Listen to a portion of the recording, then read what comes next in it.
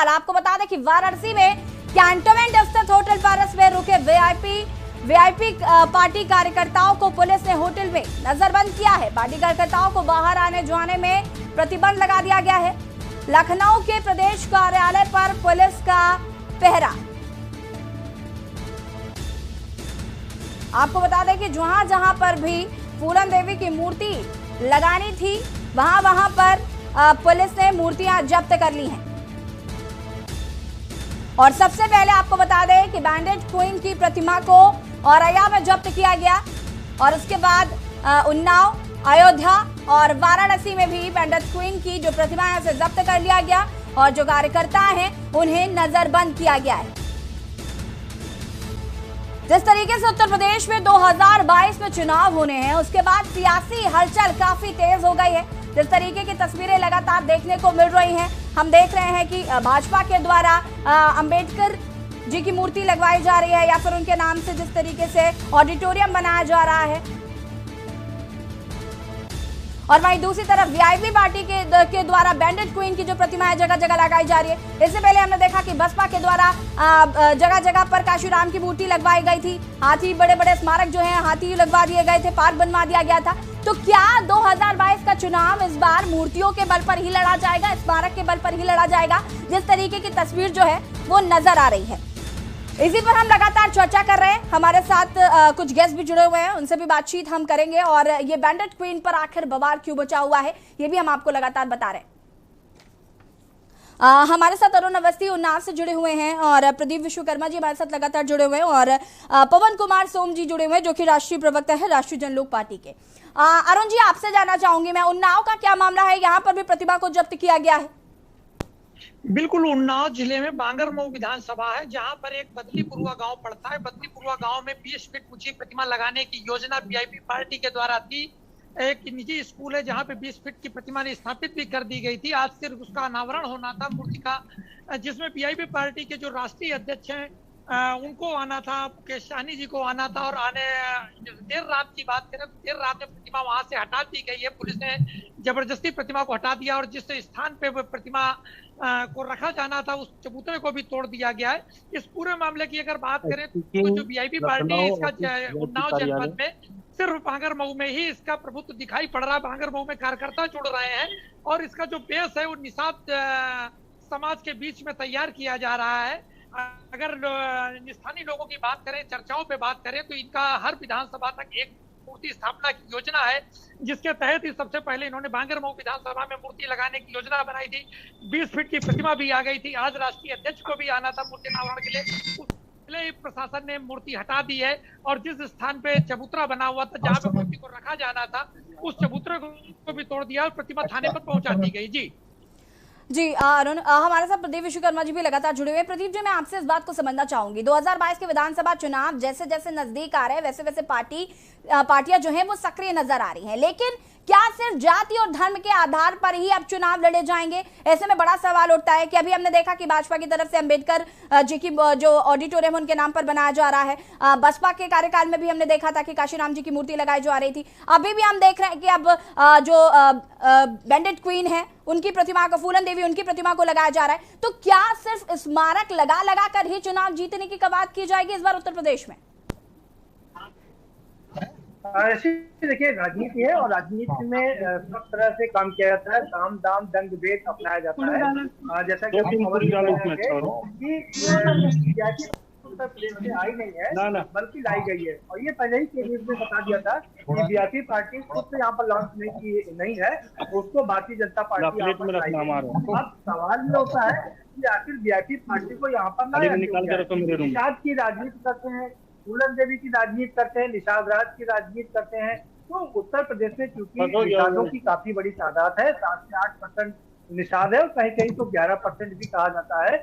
इस राजनीति को लेकर के अब चूंकि ये पहले मायावती के साथ में था vote bank, Sanjay Nishad, Bharatiya Janata party ने संजय निषाद को खड़ा किया, उनको बड़ा किया, खड़ा किया और बड़ा किया, लेकिन उसके बाद उनकी महत्वाकांक्षाएं बढ़ गई और अब वो फिर उत्तर प्रदेश के मंत्रिमंडल में उप मुख्यमंत्री की मांग करने लगे और यहाँ तक केंद्र के मंत्रिमंडल में भी वो चाह रहे थे कि उनके बेटे को समाहित किया जाए। केंद्र ने उनके बेटे को समाहित नहीं किया। यूपी में मंत्रिमंडल का विस्तार होना है, उसको लेकर के महाधारा मुख्यमंत्री की मांग कर रहे हैं, लेकिन पार्टी उनको देने के लिए तैयार नहीं है। ऐसे में उन्हें अब भारतीय जनता पार्टी को लगता है इसके साथ वोट बैंक को छितरा दिया जाए, यानी कि टुकड़ों में बांट दिया जाए, जिससे कि राजनीति खत्म हो जाए और बहुजन समाज पार्टी की जो राजनीति है उसको भी झटका लगे। यही कारण है कि सियासी पार्टी को उत्तर प्रदेश में लॉन्च किया गया है और जो कि बैंडेड क्यों है, क्योंकि उनके साथ कहा जाता है कि वो निषादों की बड़ी वो थी, नेता की सांसद बनी थी और क्योंकि उनके साथ ये अन्याय हुआ था, ये बात लोगों को समझाई जाती है और सिंपैथी वोट गेन करने की कोशिश की जाती है। लेकिन ये वीआईपी को उत्तर प्रदेश में लॉन्च किया जा रहा है जिससे कि निषादों के वोट बैंक को बांटा जा सके और वीआईपी पार्टी के माध्यम से भारतीय जनता पार्टी के झोली में ये वोट तो राजनीति इसके पीछे की असली राजनीति यही है, निषादों के वोट बैंक की राजनीति है। सबके अपने अपने राजनीति है, सब अपना कुछ मानना चाहते हैं और यही कारण है कि अब वीआईपी पार्टी के राजनीति भी उत्तर प्रदेश का रुख कर रहे हैं। एक और बड़ी खबर है यहाँ पर जी, उत्तर वीआईपी पार्टी सिर्फ उत्तर प्रदेश में नहीं आ रही है। हमारी मुकेश सहनी से बात हुई कि वो न सिर्फ उत्तर प्रदेश में बल्कि पूरे देश के अनेक प्रदेशों में वो अपनी पार्टी को लॉन्च करेंगे और वहां पर अपना वो राजनीतिक विस्तार करेंगे। क्या ये है कि व्यक्ति को रोकने के लिए, क्योंकि बहुजन समाज पार्टी अभी राष्ट्रीय पार्टी कभी हो जाती है, कभी सुपर क्षेत्रीय पार्टी हो जाती है, तो बहुजन समाज पार्टी का जो विस्तार हुआ है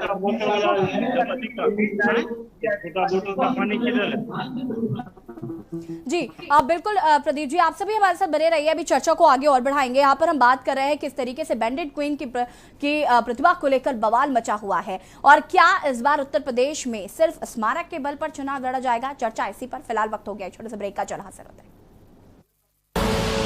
आप देख रहे हैं के न्यूज, खबरों का सारथी। मैं आदित्यनाथ योगी। जब से योगी जी बने सीएम, अपना यूपी है नंबर 1। यूपी अब नहीं है किसी से कम, अपना यूपी है नंबर 1। बढ़ा रोजगार तो बढ़ी इनकम, निवेश हुआ यूपी में भारी भरकम। यूपी जैसा कहीं भी विकास हुआ ना, यूपी अब नहीं है किसी से कम। आ गया है अब राम राज्य यहाँ, मोदी जी का है मार्गदर्शन। डबल इंजन की सरकार में है दम, देश में लहराया यूपी का परचम। UP number 1। जब से योगी जी बने सीएम, अपना यूपी है नंबर 1। यूपी अब नहीं है किसी से कम, अपना यूपी है नंबर 1। शौचालय, बिजली, गैस कनेक्शन, जरूरतमंद को घर मिली पेंशन। सरकारी नौकरी, गन्ना भुगतान, स्मार्ट सिटीज में पहला पायदान। मोदी जी का मिलता है मार्गदर्शन, डबल इंजन की सरकार में है दम। Second large economy, double income, जब से योगी जी बने सीएम। UP number 1।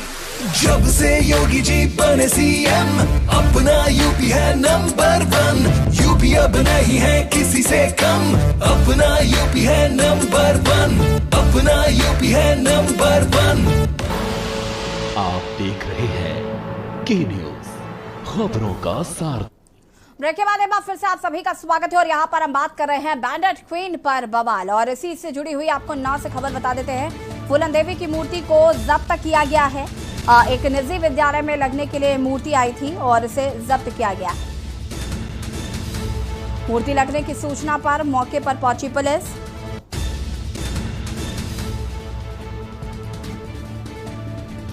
फूलन की 20 फीट ऊंची मूर्ति पुलिस थाने पहुंची। आपको बता दें कि उत्तर प्रदेश के कई जिलों में फूलन देवी की प्रतिमा को जब्त किया गया है और सबसे पहले ये मूर्ति औरैया में जब्त की गई, उसके बाद उन्नाव, वाराणसी और अयोध्या में फूलन देवी की प्रतिमा को जब्त किया गया। विकासशील इंसाफ पार्टी के संतोष साहनी करने वाले थे इस मूर्ति का अनावरण और इससे पहले इस मूर्ति को जब्त कर लिया गया है। बांगरमऊ कोतवाली के बदलीपुरवा गांव का ये मामला, जहां पर एक निजी विद्यालय में फूलन देवी की प्रतिमा लगने जा रही थी और हम इसी पर लगातार चर्चा कर रहे हैं। हमारे साथ अरुण अवस्थी उन्नाव से जुड़े हुए हैं। अरुण जी, आपसे जानना चाहेंगे कि एक निजी विद्यालय में ये प्रतिमा लगने वाली थी और इसका अनावरण मुकेश सहनी करने वाले थे, उसके बाद इस मूर्ति को जब्त कर लिया गया। बिल्कुल, जिस तरीके से निजी विद्यालय में प्रतिमा लगने वाली थी, बदलीपुरवा गांव का ये निजी विद्यालय है जहां पे प्रतिमा लगाई जा रही थी, 20 फीट ऊंची प्रतिमा लगाई जा रही थी, लेकिन देर रात पुलिस सक्रिय होती है और प्रतिमा को जब्त कर लिया जाता है। जिस स्थान पर प्रतिमा लगाई जाने वाली थी उस स्थान पर बने चबूतरे को भी तोड़ दिया जाता है। इस पूरे मामले में स्थानीय स्तर पर अगर बात करें तो बांगरमऊ में निषाद समाज के लोगों की संख्या अधिक है, लोधी बिरादरी की संख्या अधिक, और इन्हीं दोनों बिरादरियों के बीच में जो ये पार्टी है वीआईपी पार्टी, इनके बीच में काम कर रही है और इनके बीच में बता रही है कि जो फूलन देवी थी वो वीरांगना थी, मनुवादी व्यवस्था के खिलाफ थी और सामंतवादी ताकतों से लड़ रही थी, इसलिए हम इनकी प्रतिमा लगा रहे हैं और इनको बड़ा नेता, समुदाय का बड़ा नेता बनाकर पेश किया जा रहा था। और निश्चित रूप से कहीं ना कहीं 2022 की तैयारी लग रही थी जिसके तहत ये प्रतिमा लगाई जा रही थी और प्रतिमा लगाने के बाद में पार्टी के संगठन का विस्तार किया जाना था। लेकिन इस पूरे कार्यक्रम से पहले आज राष्ट्रीय अध्यक्ष को आना था, वीआईपी पार्टी के राष्ट्रीय अध्यक्ष को आना था अनावरण के लिए, उसके बाद जिला संगठन को खड़ा किया जाना था, लेकिन इस सारे कार्यक्रम से पहले ही प्रतिमा हटा दी जाती है और मूर्ति जब्त कर ली जाती है और जिस स्थान पर प्रतिमा लगाया जाना होता है उस स्थान को तोड़ दिया जाता है। जी लगातार हमारे साथ पवन सोम जी भी जुड़े हुए हैं। पवन सोम जी, अभी आप भाजपा पर आरोप लगा रहे थे कि ये जो मूर्तियां उत्तर प्रदेश आ रही हैं ये सिर्फ और सिर्फ भाजपा के कहने पर आ रही है, आपको ऐसा क्यों लगता है? जी, असल में आप एक छोटा सा और इंसिडेंट से आप समझ जाएंगे मेरी बात से जी कि जिस तरह से वीआईपी पार्टी ने उत्तर प्रदेश में अपने राजनीतिक मंसूबों को जो आगे बढ़ाते हुए जिस तरह से मूर्तियां लगाई हैं जी, उन मूर्तियों के बारे में सारी जानकारी भाजपा के सभी लोगों को रहती है। उसका एक सबसे बड़ा प्रमुख कारण क्या है मैं आपको बताऊं कि इतनी बड़ी बड़ी मूर्तियां जब आ रही थी जी तो यह बागी तंत्र को नहीं पता, सबको पता था, लेकिन वहां क्यों उसको रात में लगने दिया गया? क्योंकि जब लगेगी और उसको हटाया जाएगा तो उसके बाद बवाल होगा। बवाल होगा तो सारा का सारा जो निषाद समाज है वो वीआईपी पार्टी की तरफ चला जाएगा। लेकिन मैं एक बात और कहना चाहता हूँ इसमें यहाँ पर कि फूलन देवी की ही मूर्ति क्यों लगाना चाहते हैं? फूलन देवी कोई ऐसी महापुरुष नहीं रही कि जिन्होंने अच्छे काम किए थे भाई। वो अगर उन्होंने, उनके लोग कहते हैं कि भाई उनके साथ बलात्कार हुआ, अगर उनके साथ बलात्कार हुआ था तो बलात्कार के लिए जो उसमें आरोपी थे एक भी व्यक्ति को फूलन देवी जी ने नहीं मारा है। जिन 20 लोगों की हत्या हुई थी उनमें दलित समाज के लोग थे 2, एक मुस्लिम समाज के व्यक्ति थे जिनका नाम नजीर अहमद करके था। तो आप देखिए कि उन्होंने जो हत्याएं करी मुस्लिम समाज के लोगों करी और दलित समाज के लोगों करी, राजपूत समाज के लोगों को भी उन्होंने मारा, लेकिन किसी भी एक ऐसे व्यक्ति को नहीं मारा जो व्यक्ति उनके उस बलात्कार में या उनके साथ जो घटना हुई थी उसमें कोई शामिल रहा हो। तो ये जो सारी चीजें हैं जानबूझ करके उनको महापुरुष या उस श्रेणी में इसलिए वीआईपी लाना चाहती है। उनको पता है कि राष्ट्रवादी जनलोक पार्टी जो है उसको वो बदनाम करना चाहते हैं कहीं ना कहीं, और जानबूझ करके भारतीय जनता पार्टी इस पूरे षड्यंत्र के पीछे है। वीआईपी पार्टी को यहाँ लाने में उसका बहुत बड़ा योगदान है और संजय निषाद को भी वो नुकसान पहुंचाना चाहते हैं जो उनके साथ आना चाहते थे। और लेकिन अब क्योंकि निषाद समाज के जो पार्टी है संजय निषाद जी, उन्होंने बड़ी डिमांड करी थी, इसलिए अब उनके पीछा छुड़ाना चाहते हैं। जी प्रदीप जी, इस पूरे वाक्यों को मैं आपसे समझना चाहूंगी कि जिस तरीके से अब भाजपा पर आरोप लग रहे हैं कि भाजपा ही वीआईपी पार्टी को उत्तर प्रदेश लेकर आई है, इसको लेकर आपको क्या कहना है कि क्या वाकई भाजपा ये एक इस्तेमाल करना चाहती है वीआईपी पार्टी को? बिल्कुल, देखिए सोम जी की बात आधी सच है और आधी असत्य है। मैं आऊंगा सोम जी, जैसे सवाल किससे था ये? जी आपसे, प्रदीप जी आपसे जवाब चाहूंगी मैं इसका। जी देखिए सोम जी की बात में 2 चीजें हैं। सोम भी राजनीतिक खिलाड़ी है, मुझे लगता है राजनीति के माहिर खिलाड़ी हैं। उन्होंने बड़े साफ गोई से बता दिया कि भारतीय जनता पार्टी इसके पीछे है। हो सकता है उनका हाथ हो, क्योंकि इस बात में कोई शक नहीं है इतनी बड़ी मूर्तियां कैसे आ गई, कैसे स्थापित हो गई, क्या शासन प्रशासन को इसकी भनक तक नहीं लगी। इससे साफ जाहिर है कि उनको ये पता था और ये पूरा होने दिया गया। होने के बाद इसको रोकने की कोशिश की गई जिससे कि ये पूरा मामला लाइमलाइट में आए। चर्चा में आए और बीजेपी पार्टी को इसका माइलेज मिले। वहां तक की बात उनकी बिल्कुल, सोम जी की बात बिल्कुल सही है। लेकिन सोम जी अपनी राजनीति को दूसरी तरीके से यहाँ पर चमकाना चाह रहे हैं। तो फूलन देवी क्योंकि एक उनके लिए ये कहा जाता है कि एक दर्द उभरता है कि जब उनके लिए कहा जाता है कि उनके साथ बलात्कार हुआ, उनके साथ प्रताड़ना हुई और ऐसे में वो चली जाएगी बीजेपी पार्टी की तरफ। तो वो देखने की बात, क्योंकि सोम जी ने बहुत अच्छी तरीके से ये बता दिया कि 3 बातें बहुत महत्वपूर्ण बताई। एक, उन लोगों की हत्या नहीं हो पाई जिन्होंने उनके साथ में बलात्कार किया या रेप किया। दूसरी, जो लोग मारे गए थे उसमें 2 दलित थे, यानी कि दलित इस मुगालते में ना रहे कि फूलन देवी सिर्फ प्रशासनों को मारती थी या दूसरे लोगों को मारती थी, उन्होंने दलितों की भी हत्या की। एक और बहुत महत्वपूर्ण चीज उन्होंने उसमें जोड़ी कि उसमें एक मुस्लिम भी मारा गया, यानी कि मुस्लिम भी होशियार हो जाए, क्योंकि मुस्लिम भी उनके हितधारी नहीं है। फूलन देवी ने सबका कत्ल किया है। तो यहाँ ऐसी राजनीति चल रही है और राजनीति में हमने पहले भी बताया कि साम दाम दंड भेद सब कुछ चलता है। सोम जी अपनी राजनीति चमकाना चाहते हैं और ये ठीक बात भी है। वो चाहते हैं कि उनकी पार्टी आगे बढ़े, उनकी पार्टी का वोट बैंक उन्होंने खुद ही स्वीकार किया कि जो vote bank Bharatiya Janata party का है वही वोट बैंक सोम जी की पार्टी का है। तो जाहिर सी बात है कि वो आरोप लगाएंगे, लेकिन देखना पड़ेगा। जब भीड़ में उन्होंने बैंडेज क्वीन ने हत्या की थी तो उसमें ये नहीं देखा था कि उसमें ज्यादातर उसमें ठाकुर थे, ये नहीं देख पाई थी कि उसमें एक मुस्लिम भी थे और एक जो दलित भी थे। तो राजनीति की बात है यहाँ पर ऐसी। शायद वो सोम ये मैसेज देना चाह रहे हैं कि मुस्लिम और दलित भी होशियार हो जाए, क्योंकि बैंडेज क्वीन किसी की नहीं थी और अगर बीजेपी पार्टी उनकी राजनीति कर रही है तो ये पार्टी भी इन लोगों की नहीं हो सकती। जी प्रदीप जी, मैं आपसे यहाँ पर एक और बात समझना चाहूंगी कि जिस तरीके से निषाद वोट बैंक को बहुत आड़े हाथों लिया जा रहा है, हम देख रहे हैं कि निषाद बैंक को लुभाने के लिए हर पार्टी पूरी पुरजोर प्रयास कर रही है। समाजवादी पार्टी के जो अध्यक्ष हैं अखिलेश यादव, उन्होंने भी उनको श्रद्धांजलि अर्पित की है। तो कहीं ना कहीं पिछड़ा वर्ग को लुभाने का प्रयास हर पार्टी कर रही है। उत्तर प्रदेश में निषाद पार्टी का जो वोट बैंक है वो इतना अहम क्यों इस वक्त माना जा रहा है? देखो, ऐसी इसमें साफ बात है, इसमें कोई छुपा नहीं है, सब खुला हुआ ओपन प्रूफ है ये जी। कि कम से कम 7 से 8% निषाद है और ये निषाद पहले कहीं जागरूक नहीं थे, लेकिन अब काफी अच्छी तरीके से राजनीतिक जागरूकता उनमें आ चुकी है। उनको ये बात समझ में आ गई है कि अगर वो एकजुट होंगे, वोट करेंगे तो उसका फायदा उनको मिलेगा। तो ऐसे में भारतीय जनता पार्टी नहीं, निषाद पार्टी नहीं, वीआईपी पार्टी नहीं, समाजवादी पार्टी के मुखिया भी इसमें लगे हुए हैं और साथ ही साथ में कांग्रेस भी इसमें लगी हुई है। हम अपने दर्शकों को याद दिलाते चले यशी, प्रियंका गांधी ने जब उत्तर प्रदेश में कदम रखा था तो सबसे पहले उन्होंने नदी यात्रा शुरू की थी।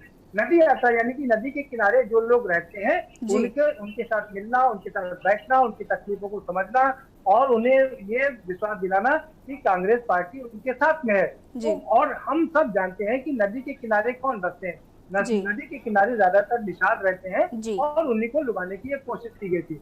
उत्तर प्रदेश की सबसे बड़ी बात यह कि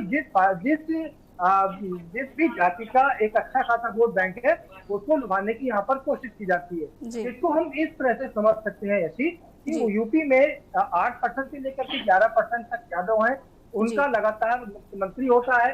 अब लोगों में ये बात शुरू हो गई है, जैसे मुस्लिम कहने लगे हैं कि 8% या 11% के लोग मुख्यमंत्री बन जाते हैं और हम ये जो हमारी 19 से 20% हमारी संख्या है, हम कभी भी उत्तर प्रदेश में मुख्यमंत्री नहीं बन पाए हैं। ब्राह्मणों का कहना है कि वो पहले 3% थे, अब लेकिन करीब 11% है। पिछले 3 दशक से उत्तर प्रदेश में या आसपास के हम प्रदेशों की बात करें, मुख्यमंत्री ब्राह्मण का नहीं हो पाया है। तो ये सब यहाँ पर मुख्यमंत्री पद की लेने की बात है, उप मुख्यमंत्री बनने की बात है और साथ ही साथ में दूसरे महत्वपूर्ण पदों को हथियाने की बात है, राजनीतिक रूप से अपने आप को आगे ले जाने की बात है और उसी में सारी पार्टियां ये सब कर रही हैं। हर पार्टी अपनी तरह से अलग तरह से एजेंडा अपना रही है। जहां तक निषाद की बात की जाए, निषादों का एक अच्छा वोट बैंक है और अब वो राजनीतिक रूप से जागरूक हो गए हैं। यही कारण है कि उस पर सारे दलों की निगाह लगी हुई है। जी बिल्कुल प्रदीप जी, मैं आपकी बातों से बिल्कुल सहमत हूँ कि कहीं ना कहीं जिस तरीके से अब निषाद पार्टी को लुभाने के लिए हर पार्टी पुरजोर प्रयास कर रही है, वोट बैंक अपनी तरफ आकर्षित करना चाह रही है, और ऐसे में जो स्मारक लगाए जा रहे हैं, मूर्तियां जो बनवाई जा रही हैं, ये चाहे वो भीमराव अम्बेडकर जी की मूर्ति की बात हो, चाहे वो काशीराम जी की मूर्ति की बात हो, चाहे वो फूलन देवी की मूर्ति की बात हो, तो जिस तरीके से प्रतिमाओं का दौर शुरू हो गया है, लोग स्मारक बनवा रहे हैं, तो कहीं ना कहीं इसे साफ जाहिर हो रहा है कि 2022 के चुनावों के लिए कमर कस ली गई है। पवन जी, आप कुछ कहना चाह रहे हैं? हाँ, मैं ये कहना चाहता हूँ, असल में ये सारा जो विवाद है और जो ये सारी चीजें उठी हैं, वो कहाँ से उठी, मैं उसकी थोड़ा जड़ में जाना चाहता हूँ। अभी हम लोगों ने पिछले महीने में एक बहुत बड़ा प्रदर्शन बीजेपी मुख्यालय के ऊपर राष्ट्रवादी जनलोक पार्टी सत्य ने किया और ये ऐसा पहला प्रदर्शन था जो बिल्कुल बीजेपी मुख्यालय के गेट पर हुआ। आज तक कोई ऐसा प्रदर्शन, इतना बड़ा प्रदर्शन नहीं हुआ। अब बीजेपी इससे बौखला गई है। बौखला क्यों गई है वो बताता हूँ आपको। हमने डिमांड रखी थी कि क्षत्रिय समाज के प्रभु श्री राम जो है, सब जानते हैं, वो रघुवंशी थे और क्षत्रिय समाज से आते थे। तो हमने उनसे ये पूछा था कि अगर क्षत्रिय समाज का एक भी व्यक्ति इस ट्रस्ट में, या तो भगवान श्री राम के जो वंशज हैं, जो यहाँ पर घोषित वंशज हैं डॉक्यूमेंटेड, उनमें से किसी एक को रखा जाता, या किसी भी क्षत्रिय समाज के एक व्यक्ति को उनको श्री राम जन्मभूमि तीर्थ क्षेत्र ट्रस्ट में रखा जाना चाहिए था। तो उसमें क्यों नहीं रखा गया? क्योंकि जब घोटाले की बात आई, और आप समझिए कि अगर आपके परिवार में आपके ही ग्रैंडफादर का कोई मंदिर बन रहा हो और उसमें आपके ही परिवार का कोई व्यक्ति सदस्य ना हो और उस गांव के हर समाज का व्यक्ति उसमें सदस्य हो, और घोटाला अगर हो जाए तो घोटाला होने के बाद में उस परिवार पर क्या गुजरेगी? क्या वो सोचेगा कि उनके ही ग्रैंडफादर का तो मंदिर बन रहा था और उसी में जो है घोटाला हो गया? तो हमने जो ये डिमांड रखी थी कि एक स्वर्ण समाज का व्यक्ति जो है वो इस ट्रस्ट में होना चाहिए, उस डिमांड, वो हमारी जायज डिमांड है, उससे बौखला गई है बीजेपी। अब बीजेपी को ये नहीं सूझ रहा कि वो क्या करे, तो इस वजह से उन्होंने निषाद समाज के जो व्यक्ति हैं उनको पार्टी में उन्होंने कहा कि भाई आप आवाज को उठाइए अपनी और फूलन देवी जी की बात करिए, ताकि कहीं ना कहीं जो है शेर सिंह राणा जी के बारे में बात उठे। तो ये जो पूरा का पूरा मामला है वो केवल राजनीतिक तौर पर तूल दिया जा रहा है। और अब निषाद समाज, क्योंकि निषाद समाज की जो पार्टी है वो यहाँ बड़ी मजबूत है, तो निषाद समाज क्योंकि अब बीजेपी के साथ नहीं है निषाद पार्टी, इस वजह से वीआईपी को अब ये पिक्चर में लेकर आना चाहते हैं। इनका मकसद बीजेपी का केवल यहाँ पर अन्य पार्टियों को लाकर उनका वोट बैंक पे कब्जा करना, केवल यही रह गया है। और जातिगत जितनी भी पार्टियां हैं, जाति आधारित पार्टियां, उन सारी पार्टियों को ये एक एक करके बढ़ावा दे रहे हैं। और ऊपर से कहा जाता है कि बीजेपी जातिगत पार्टियों को खत्म करना चाहती है, या जातिगत आधारित जो मामला है उसको खत्म करना चाहती है, विकास की ओर जाना चाहती है। लेकिन ये कैसा विकास का मामला है कि जितनी भी जाति आधारित पार्टियां हैं उन पार्टियों को बढ़ावा दिया जा रहा है बीजेपी के द्वारा। एनडीए में जितनी भी जाति आधारित पार्टियां हैं सबको रखा जा रहा है ला करके। इनके पास उत्तर प्रदेश में कुछ नहीं है तो बिहार से ले आओ चलो। तो ये सारा का सारा जो मामला है वो बीजेपी का, जो आपका मांझी समाज का, जो आपका निषाद समाज का वोट बैंक है, उसको हथियाने का मामला भर है, इसके अलावा कुछ नहीं है। जी प्रदीप जी, इसका जवाब मैं आपसे चाहूंगी कि जिस तरीके से पवन सोम जी इस बात को कह रहे हैं कि ये पूरा जो भी चीजें हो रही हैं, जो भी घटनाक्रम है, ये पूरा बीजेपी द्वारा रचित है। और जिस तरीके से ये फूलन देवी की प्रतिमा है तो यहाँ पर शेर सिंह राणा का नाम सामने आए, इसलिए ये सारी चीजें करी जा रही है। तो कहीं ना कहीं सौहार्द बिगाड़ने की कोशिश जो है वो की जा रही है, तो उसको लेकर आपको क्या कहना है? देखिए, पवन जी की बात से एक बात से मैं पूरी तरीके से सहमत हूँ, और उन्होंने अच्छी बात उठाई कि वंशज है उनके, और उनकी जब ये राम मंदिर बन रहा है तो उस ट्रस्ट में उनको क्यों नहीं रखा गया? ये सवाल बहुत ही वाजिब है उनका, वो रखा जाना चाहिए, क्यों नहीं रखा गया? और सवाल और भी कई उठ रहे हैं, सोम जी जानते हैं, तमाम लोग और भी सवाल उठाए, उमा भारती ने इससे सवाल उठाया, कल्याण सिंह ने उसमें सवाल उठाया कि पिछड़ों को उसमें क्यों नहीं शामिल किया गया? इतना बड़ा ट्रस्ट बनाया, एक पिछड़े का उसमें प्रतिनिधित्व होना चाहिए। सोम जी कह रहे हैं कि ठाकुरों को उसमें नहीं रखा गया, ये बात भी बिल्कुल वाजिब है, क्यों नहीं ठाकुर को रखा गया, क्यों नहीं रखा जाना चाहिए, और दूसरे जातियों को भी उसमें समाहित किया जाना चाहिए। अगर सौहार्द की बात की जाए तो सारे लोगों का उसमें प्रतिनिधित्व होना चाहिए, एक वर्ग का उसमें वर्चस्व नहीं होना चाहिए। लेकिन अभी ये देखा जा रहा है, जैसा सोम जी भी कह रहे हैं, उसमें एक वर्ग का वर्चस्व है, बाकी लोगों को उससे बाहर कर दिया गया है। और क्योंकि ये बार बार आरोप लगते रहे हैं कि निषाद राज दलित भगवान राम के इतने नजदीक है, उन्होंने केवट ने उनको नदी पार करवाई, तब भगवान राम जाकर के रावण पर जीत दर्ज करा पाए, तो क्यों नहीं उनको उसमें शामिल किया गया। और इसको लेकर के तमाम सवाल उठते रहे हैं। और ये भी सवाल उठे कि देश के राष्ट्रपति क्यों को उसमें शामिल क्यों नहीं किया गया, देश के राष्ट्रपति को रामलला के दर्शन क्यों नहीं कराए गए। और इसका जवाब देने के लिए भारतीय जनता पार्टी ने रणनीति तैयार करनी है, और जो स्पेशल ट्रेन है उस स्पेशल ट्रेन के मार्फत उनको माध्यम से उनको अयोध्या लाया जाएगा, उनको बाकायदा रामलला के दर्शन कराया जाएगा, जिससे लोगों को जवाब दिया जा सके कि देखिए नहीं, रामलला सबके हैं, सब जातियों के हैं, सब धर्मों के हैं, वो किसी से कोई अलग नहीं है। ये होगा भारतीय जनता पार्टी का जवाब। लेकिन एक सवाल अभी भी वही का वही बना रहता है जो सोम जी ने उठाया, उसमें दूसरे लोगों को समाहित क्यों नहीं किया गया, उसमें एक वर्ग का वर्चस्व क्यों है, क्यों नहीं क्षत्रियों को उसमें शामिल किया गया, क्यों नहीं पिछड़ों को उसमें शामिल किया गया, क्यों नहीं उसमें दलित का एक प्रतिनिधित्व दिया गया। ये सवाल अपनी जगह पर अभी भी बना हुआ है। जी बिल्कुल, कहीं ना कहीं जिस तरीके से हम देख पा रहे हैं प्रदीप जी की जितना भी वीआईपी पार्टी सामने से फ्रंट फुट पर आ रही है और फूलन देवी की प्रतिमा लगाई जा रही है, हम देख रहे हैं कि संजय निषाद वाली पार्टी जो है वो भी कहीं ना कहीं जिस तरीके से बात कर रही है लगातार वर्ग को लुभाने के लिए। और दूसरी तरफ अखिलेश यादव जो हैं, उन्होंने एक फोटो पोस्ट की है सोशल मीडिया पे, ये तस्वीर हम आपको दिखा रहे हैं। उन्होंने कहा कि उन्होंने हमारी फूलन देवी ने हमारी शादी में आशीर्वाद दिया था, जैसे कि मैंने थोड़ी देर पहले भी बताया था कि उन्होंने श्रद्धांजलि अर्पित की है फूलन देवी को। तो कहीं ना कहीं फ्रंट फुट से फूलन देवी को लेकर राजनीति तो चल ही रही है, बैक फुट से अखिलेश यादव भी अब इसका हिस्सा बन गए। और ये तस्वीर हम आपको दिखा रहे हैं जो कि पोस्ट किया है अखिलेश यादव ने। तो ये शादी की फोटो है और हम भी उस फोटो में शामिल थे। मुलायम सिंह यादव उसमें थे, फूलन देवी उस समय सांसद थी और फूलन देवी सांसद के नाते वहां पर आई थी। हम सब जानते हैं कि मुलायम सिंह यादव ही वो व्यक्ति हैं जिन्होंने फूलन देवी को वहां से उठा करके सांसद तक, संसद तक पहुंचाया था, उनको सांसद बनाया था। और जब अखिलेश की शादी हुई थी तो आप ये फोटो देखेंगे, इसमें साफ दिखाई दे रहा कि वो दोनों को आशीर्वाद देती हुई नजर आ रही। वो सांसद थी, सांसद की हैसियत से यहाँ पर आई थी। तो शायद अखिलेश यादव ये दिखाना चाहते हैं, ये जताना चाहते हैं, ये बताना चाहते हैं कि फूलन देवी उनके सबसे ज्यादा नजदीक नहीं है, उनकी पार्टी की सांसद रही है, मुलायम सिंह यादव ने ही उनको बढ़ाया है। ऐसे में वो सबसे बड़े हितैषी हैं निषाद समाज के, और निषाद समाज को ये भूलना नहीं चाहिए। ये शायद ये बात अखिलेश यादव याद दिलाना चाहते हैं। ये फोटो उन्होंने ट्वीट की है, ये बहुत उनकी पार्टी की तरफ से तमाम फोटो भी दिखाई जा रही है कि शायद निषादों के असली हितधारी समाजवादी पार्टी है। लेकिन हमने अभी जैसा थोड़ी देर पहले बताया कि कांग्रेस पार्टी भी इसमें लगी हुई है। खुद प्रियंका गांधी वाड्रा ने जिस तरह से यात्रा की है वो भी दर्शाता है कि प्रियंका और कांग्रेस भी पूरी तरीके से ये कोशिश कर रही है कि निषादों का और खासकर दलितों का वोट बैंक जो कभी उनका भारी वोट बैंक हुआ करता था वो वापस कांग्रेस में आए।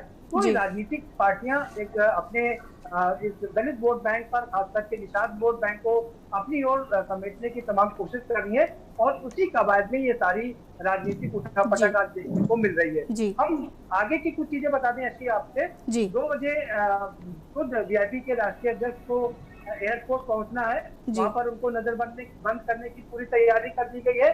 उसके अलावा अगर ऐसा वो कुछ नहीं वहां पर कर पाते हैं, वो बनारस नहीं आ पाते हैं, तो 3:30 बजे वो प्रेस कॉन्फ्रेंस करेंगे। बाकी लोग भी अलग अलग जगह पर प्रेस कॉन्फ्रेंस करेंगे और बताएंगे कि कैसे सरकार ये उनको अपना कार्यक्रम नहीं करने देना चाह रही है। राजनीति को इस तरह से समझना पड़ेगा कि सोम जी कह रहे हैं कि ये सारा किया धरा भारतीय जनता पार्टी का है, लेकिन भारतीय जनता पार्टी इस बात को कतई भी जाहिर नहीं करना चाहती है कि उसके पीछे बीजेपी है और इसीलिए वो ये सारे काम कर रही है। प्रशासन सारे कामों को रोक रहा है जिससे कि ये मैसेज न जाने पाए कि भारतीय जनता पार्टी इस पर्दे के पीछे से सारा खेल खेल रही है। जी पवन जी, आप कुछ कहना चाह रहे थे? जी पवन जी, ये है कि आप अगर निषाद समाज को किसी ने सम्मान देने का काम किया है तो वो हमारी पार्टी ने किया है। जी। उसका मैं आपको उदाहरण देता हूँ जी। जो फूलन देवी जी की बहन है मुन्नी देवी जी, वो हमारी इस पार्टी के संस्थापक सदस्य हैं जी। उन्होंने ही इस पार्टी को बनाने में बहुत बड़ी भूमिका निभाई है। क्या लड़ा था हम अरुणा बहन भी जो कश्मीर से आती हैं तो उन्होंने भी चुनाव लड़ा था। तो आप देखिए कि हमने तो इस समाज के अपनी बहनों को अपने इनके निषाद समाज के भाइयों को भाई बहन है वो हमारी पार्टी के साथ पूरी तरह से खड़े हैं। मुन्नी देवी जी उसका बहुत बड़ा उदाहरण है। जी। हमारे साथ लगातार उन्नाव से हमारे संवाददाता अरुण भी जुड़े हुए हैं। अरुण, आपसे जानना चाहेंगे कि किस तरीके से वहां पर प्रशासन अलर्ट है, क्योंकि कहीं ना कहीं मूर्ति हटवा दी गई है, नजरबंद भी किया गया है कुछ कार्यकर्ताओं को, तो किस तरीके से प्रशासनिक अधिकारी जो हैं वो अलर्ट मोड पर हैं, किसी तरीके की कोई हिंसा ना हो, क्योंकि विरोध जरूर होगा।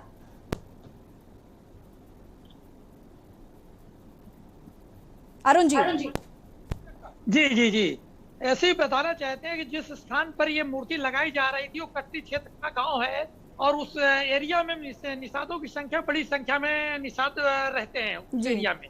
इसलिए इस पूरे बांगरमऊ की बात करें तो बांगरमऊ में इसका असर नहीं है, कटरी एरिया में ही उसका असर दिखाई देगा, क्योंकि मूर्ति हटने के बाद से ही प्रशासन अलर्ट हुआ है, पुलिस लगाई गई है, भारी फोर्स लगाया गया है, लेकिन अभी तक किसी भी तरीके की कोई अप्रिय स्थिति सामने नहीं आई है, ना ही किसी तरीके का कोई विरोध प्रदर्शन समझ में आया है। निश्चित रूप से मूर्ति हटने के बाद में जिस तरीके की प्रशासन सोच रहा था कि कोई बड़ी घटना हो सकती है या कहीं से विरोध प्रदर्शन हो सकता है, अभी तक प्रदर्शन की कहीं से कोई सूचना नहीं मिली है। प्रशासन फिर भी अलर्ट है और भारी संख्या में फोर्स लगा रखी गई। जी प्रदीप जी, मैं आपसे यहाँ पर एक बात और ये भी समझना चाहूंगी कि जिस तरीके से वीआईपी पार्टी का साफ कहना है कि हम यहाँ पर मूर्ति फूलन देवी के इसलिए लगाना चाहते हैं क्योंकि हम उनको आदर्श मानते हैं, उनको लगता है कि वो वीरांगना है और हम उनका सम्मान करते हैं, उनके सम्मान में हम मूर्ति लगाना चाहते हैं। वो साफ कह रहे हैं कि हमारा राजनीतिक ऐसा कुछ हथकंडा नहीं है। अभी 2-3 दिन पहले उनके किसी प्रवक्ता ने इस बात को कहा था आपसे, लेकिन मैं ये बात समझना चाहूंगी कि अगर आप सिर्फ और सिर्फ उन्हें वीरांगना समझ रहे हैं, आप उनको सम्मान देना चाह रहे हैं, तो आप तो बिहार की पार्टी हैं, शुरुआत आपको बिहार से करनी चाहिए थी, बिहार में आपको मूर्तियां लगवाने की कवायद तेज करनी चाहिए थी। जाहिर सी बात है उत्तर प्रदेश में चुनाव है और अगर आप मूर्तियां लेकर उत्तर प्रदेश आ रहे हैं तो आपका राजनीतिक हथकंडा है। बिल्कुल, देखिए ऐसी मैं आपके सवाल का भी जवाब दूंगा और अरुण ने जो सवाल उठाया है उसका भी सुनूंगा। जी। आपने कहा बिहार में करना चाहिए, अब वीआईपी पार्टी ने बिहार से अपने पैर जमा लिए हैं, उनके 4 विधायक हैं वहाँ पर और उनकी पार्टी के राष्ट्रीय अध्यक्ष स्वयं कैबिनेट मंत्री हैं नीतीश कुमार की मंत्रिमंडल में, तो वहाँ उन्होंने अपने पैर जमाने के बाद में दूसरे प्रदेशों का रुख किया है।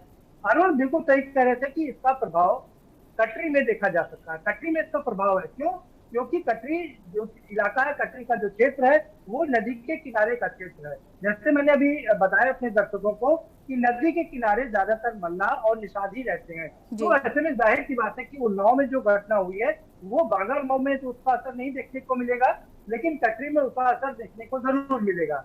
हम एक चीज और आपको बता दें और अच्छी तरीके से इस बात को जानते हैं कि उन्नाव में अगर ब्राह्मण बहुतायत में है तो दलितों की भी संख्या कम नहीं है, और क्योंकि विधानसभा अध्यक्ष हृदय नारायण दीक्षित भी वहीं से आते हैं और हृदय नारायण दीक्षित हमेशा से दलितों की ही राजनीति करते रहे हैं, दलितों के लिए इन्होंने काम किया और यही कारण है कि वो लगातार जीतते भी रहे, कभी कभी बीच में हारे भी हैं, लेकिन दलितों की राजनीति करके ही वो यहाँ तक पहुंचे हैं। और कटरी जैसा अरुण कह रहे थे, कटरी में प्रभाव इसीलिए देखा जा रहा है। सोम जी की बात करें, सोम जी ने कहा कि उनकी बहन इनके साथ में है, और सवाल ये उठता है कि अगर इनकी फूलन देवी की बहन इनके साथ में है तो उनकी माता जी किसके साथ में है।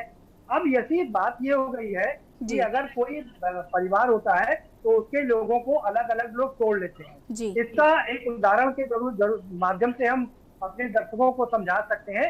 अपना दल की अगर हम बात करें तो जब तक सोनेलाल पटेल थे तो एक छत्र राज करते थे, लेकिन जैसे ही अपना दल के सोनेलाल पटेल की असमय मृत्यु हुई, दुर्घटना में उनकी मृत्यु हो गई, उसके बाद में उस पार्टी के टुकड़े टुकड़े कर दिए गए। अब उनकी बड़ी बेटी भारतीय जनता पार्टी में है, छोटी बेटी समाजवादी पार्टी में है, उनकी माँ कहीं किसी और पार्टी में है, तो और इसी तरीके से पीस पार्टी की बात कर सकते हैं। पीस पार्टी में जब अयूब उभर करके अल्पसंख्यकों नेता उभर करके निकले तो आजम खान ने कहा कि हमसे बड़ा अल्पसंख्यक का नेता कौन हो सकता है, तो उन्होंने कहा कि हम 30 पार्टी के पीछे कर देंगे और उन्होंने उनके परिवार में ही टुकड़े कर दिए। तो ये राजनीति है। सोम जी कह रहे हैं कि उनकी बहन उनके साथ में है, तो उनकी माता जी फूलन देवी की माता जी कहीं दूसरी जगह पर है और उनके परिवार के दूसरे लोग किसी दूसरी पार्टी में है। तो ये राजनीति है, इस राजनीति को हमें समझना पड़ेगा और ये सारा खेल राजनीतिक का है। और क्योंकि बिल्कुल प्रदीप जी, और कहीं ना कहीं ये देखना होगा कि इन सब पूरे जो घटनाक्रम चल रहा है इसका कितना असर राजनीति पे पड़ता है और कितना वोट बैंक पर इसका असर देखने को मिलता है। फिलहाल पवन जी आपका बहुत बहुत शुक्रिया, अरुण जी आपका भी बहुत बहुत शुक्रिया और प्रदीप जी आपका भी बहुत बहुत शुक्रिया तमाम जानकारी देने के लिए। और यहाँ पर हम बात कर रहे हैं बैंडेड क्वीन पर बवाल, जिस तरीके से मूर्ति को लेकर बवाल मचा हुआ है। यहाँ पर आपको बता दें कि जिस तरीके से बैंडेड क्वीन की प्रतिमा आई और उसके बाद जगह जगह पर प्रतिमाओं को पुलिस ने जब्त किया हुआ है, चाहे वो वाराणसी हो चाहे वो उन्नाव हो। हालांकि लगातार कई पार्टियों द्वारा आरोप लगाया जा रहा है कि इसमें बीजेपी का पूरा हाथ है। हालांकि भाजपा की तरफ से अभी तक इस पर कोई बयान नहीं आया। और इसी बीच अयोध्या से आपको खबर बता देते हैं, सीएम योगी अयोध्या एयरपोर्ट पहुंच चुके हैं। एयरपोर्ट से जाएंगे मेडिकल कॉलेज शैक्षणिक परिसर। सीएम शैक्षणिक परिसर का करेंगे निरीक्षण।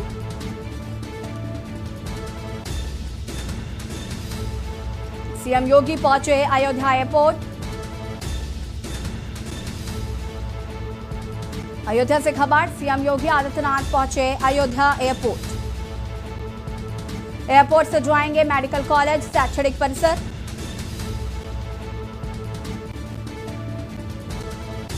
और सीएम शैक्षणिक परिसर का करेंगे निरीक्षण। आपको बता दें कि अयोध्या में भी बहुत सारे नेता हैं जिनको नजरबंद कर दिया गया है सीएम योगी के दौरे को लेकर। सीएम योगी पहुंचे अयोध्या एयरपोर्ट। एयरपोर्ट से जाएंगे मेडिकल कॉलेज शैक्षणिक परिसर।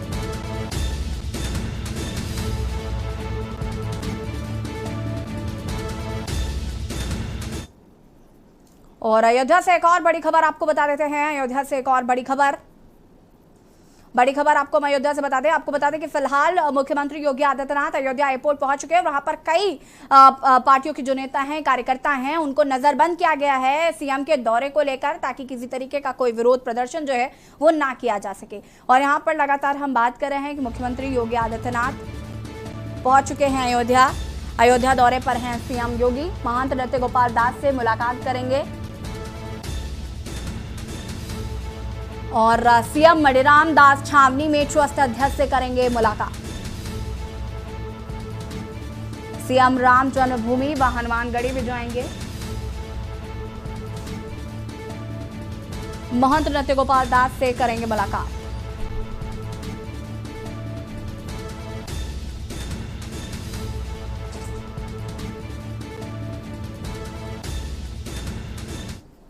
और बैंडेड क्वीन पर बवाल में बस इतना ही। देखते रहिए के न्यूज़ इंडिया। नमस्कार।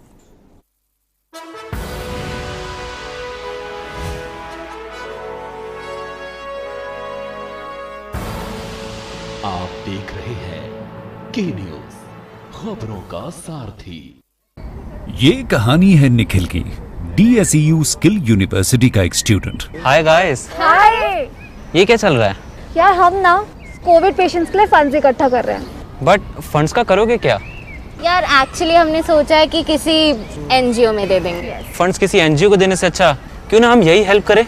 हम करेंगे क्या? तो निखिल ने सोचा जो स्किल उसने यूनिवर्सिटी में सीखा उसका फायदा उठाया जाए। चलो कुछ करते हैं। फिर सोसाइटी प्रेसिडेंट से करके बात उसने की शुरुआत। Let's do it.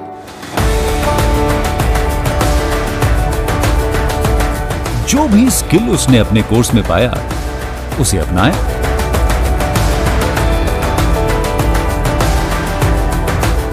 और फिर सोसाइटी के लिए खोल दिया कोविड वार्ड।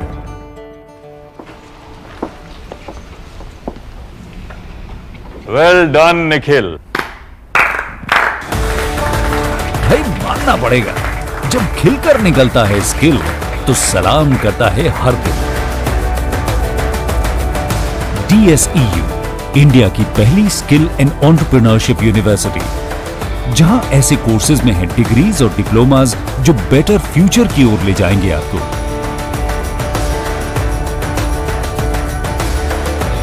तो एडमिशन के लिए अप्लाई कीजिए।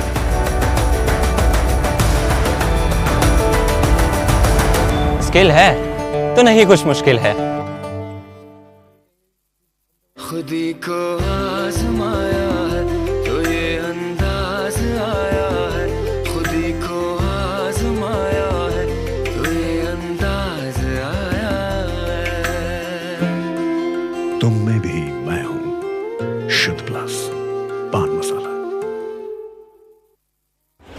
जब आपकी सोच को अंधेरा घेर लेता है और सिस्टम भी मुंह फेर लेता है, जब वादों की परतें खुलने लगती हैं और हारी उम्मीदों का ऊंचा ढेर लगता है, जब सड़क पर एड़ी की रगड़ देखकर अब तक जो भी हुआ सब बेअसर लगता है, तब चिंतन से डगर होगी आसान, मंथन से निकलेगा समाधान। मंथन। अगर कोरोना महामारी के चलते आपके या आपके किसी जान पहचान के परिवार में कोरोना से मृत्यु हुई है तो आप हिम्मत ना हारें। दिल्ली सरकार आपके साथ खड़ी है। कोविड से अपनों को खोने वाले परिवारों के लिए दिल्ली सरकार ने मुख्यमंत्री कोविड-19 परिवार आर्थिक सहायता योजना शुरू की है।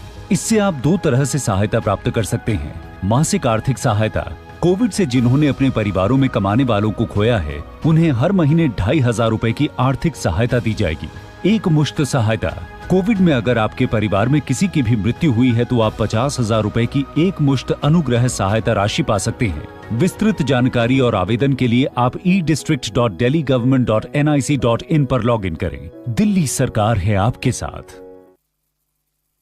खुदी को आजमाया है तो ये अंदाज आया है, खुदी को आजमाया है तो ये अंदाज आया है। तुम में भी मैं हूं, शुद्ध प्लस पान मसाला। मिलेगा हर समस्या का समाधान। विवाह में बाधा, जीवन में वास्तु शास्त्र का प्रभाव, शिक्षा में ग्रह नक्षत्रों का प्रभाव, कारोबार में आने वाली हर बाधा का, जिंदगी में ग्रह नक्षत्रों का प्रभाव, नौकरी में बाधा। देखिए हर समस्या का समाधान लाइव विद आचार्य लंकेश।